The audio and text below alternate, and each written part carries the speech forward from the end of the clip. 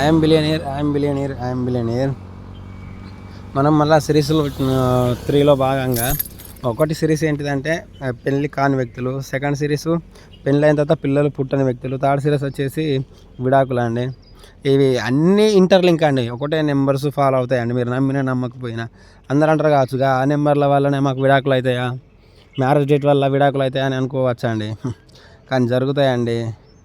కొంతమందికి అది బ్యాడ్ కావచ్చు, కొంతమంది గుడ్ కావచ్చు అండి, అది మీ ఇష్టం. ఎక్కువ శాతము ఈ 4 సిరీస్ అండి, 8 సిరీసు విడాకులకు వచ్చేసరికి 7 సిరీస్ కూడా పనిచేస్తుందండి.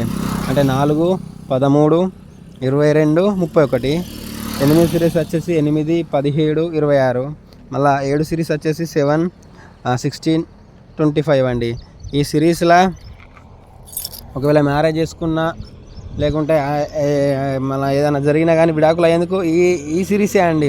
మీరు విడాకులు తీసుకుంటున్నారంటే ఆ విడాకులు శాంక్షన్ అయ్యే డేట్ కూడా 7 ఉంటుందండి. నేను 100% చూశానండి. మన ఎవరు చాహల్ గారితో మరి ఇంకా 2-3 మేము చూసామండి.